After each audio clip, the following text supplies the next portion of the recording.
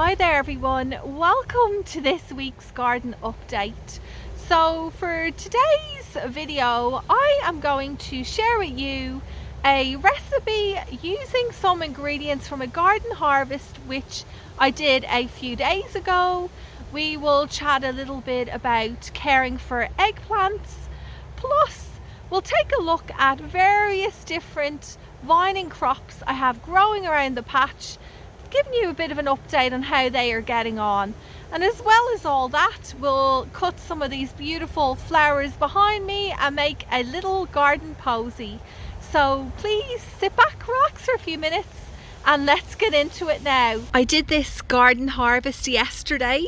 I was really excited because it was the first time this summer that I picked this many tomatoes. There's these ones which are called Sunshine Bumblebee. This variety is called Tasmanian Chocolate. And then a whole bunch of these little cherry or currant type ones. I've got no idea of the variety name. My friend gave me some of these as seedlings a few years ago, and I have to say they're very reliable, popping up everywhere around the garden each summer. Over here there's a couple of handfuls of these indigo ruby tomatoes. I've also got a whole load of these sweet banana peppers. There's fairy tale eggplants. There are black jalapenos and some very pretty looking candy cane capsicums. So today what I'm going to do is use some of these ingredients up to make a delicious lunch.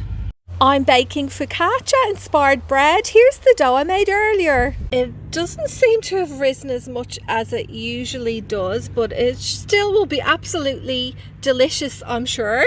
So let's start putting this together. For the topping, I'm going to use these banana peppers, one or two of these black jalapenos, and these little tomatoes. So I'm just going to randomly try and place them around on top of the dough. It looks really pretty. And then finally some slices of jalapeno. Now we will pop it in the oven. I'll put the dough recipe and temperatures etc. in the description below. While the bread baked, I harvested some basil to make a basil oil, which consisted of the basil leaves, olive oil, salt and pepper. Very basic, but I'm telling you, once it touched the warm bread, the aroma made my mouth water. I was pretty happy with how it turned out. To be perfectly honest, I didn't get a whole lot done out here in the garden this week. I just wasn't in the mood, which I guess isn't ideal when we are in the middle of summer when there's so much to be done. But I really think it's important to listen to your heart and take a break when needed. And then after having a few days away, coming back out here, I just really appreciate what I have even more. Like, look at these, I've got new dahlias opening up. The vining crops are taking off. I've noticed that the first little gem squash has set. Down there, there's a Jack Be Little pumpkin. The start of the speckled swan gourds. And I spotted this one last night when I was locking up the chickens. This is the very first loofah gourd. This plant here, growing in one of the new raised beds, is called Golden Nugget Pumpkin, and there's actually a few of them now on the plant. I'm just waiting for them to get a little bit larger. On this archway I have some melons. There's two plants in here. I have noticed there's a few set. These ones are called Rock Melon Petite Grise de Reims. This one growing along here is the Tiger Melon. Oh, look at that, there's one there. I hope that one's pollinated. It's looking a little bit yellow, but not to worry, even if it doesn't. Oh look, there's another one there, and there's plenty of flowers. I just need all the bees to come and help me out. Down here it's been a little bit swamped out by this, which is one of my zucchini plants. But if we take a look, I might prune off some of this foliage. Down here, this vine is a delicata squash. Let me see, there's one here. Oh, sorry. See it? A lot of them are growing in these three raised beds.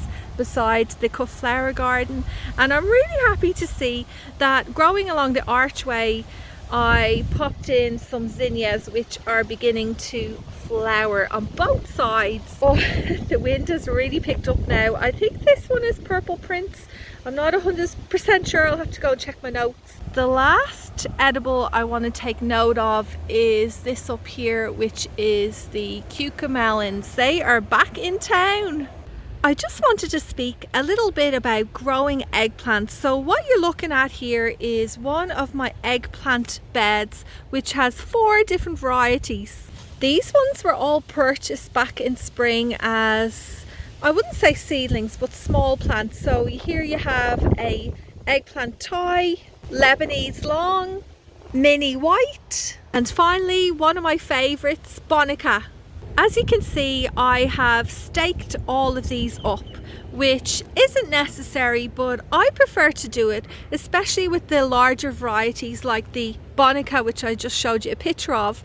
They can get very big and heavy, causing the whole plant to droop over. I find the eggplants tend to touch the soil, which in a way, well, in my experience, it seems to form some kind of ramp to invite all the pests up to your plants. Now, having said that, of course, it doesn't eliminate them. Like, look here, we have the 28th spotted ladybug. There's another one down there. I'll have to remove them, which I will do by hand. Oh, and I've spotted another little pest. Look who that is. It's a flea beetle. Remember I had some issues with them back in spring.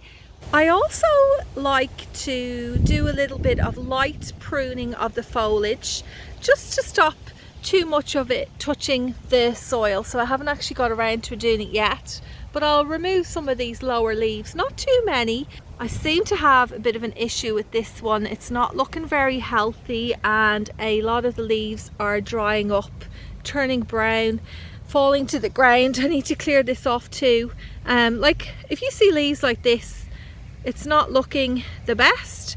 I would just cut that off now and try and keep this plant as healthy as possible. I just noticed in here that I have 2 little eggplants. Oh my goodness. Oh my goodness. I should just stop touching things.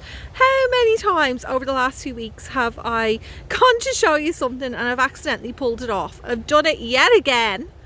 I think it's time to stay calm and pick some flowers. I'm really loving the colours on this dahlia.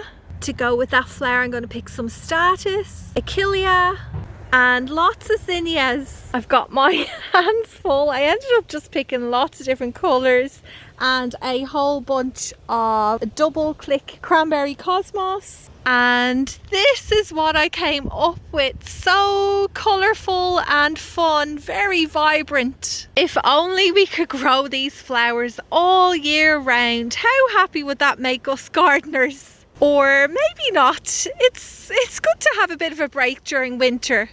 This is the container where I'm trying to grow peanuts. Now I know it does need a good water, but overall I've had really poor germination. I've only had this plant, you know, get to this size. I did have another one, but it's just starting to die off. I've got no explanation for that. It's odd, you know, it's my first year trying to grow these.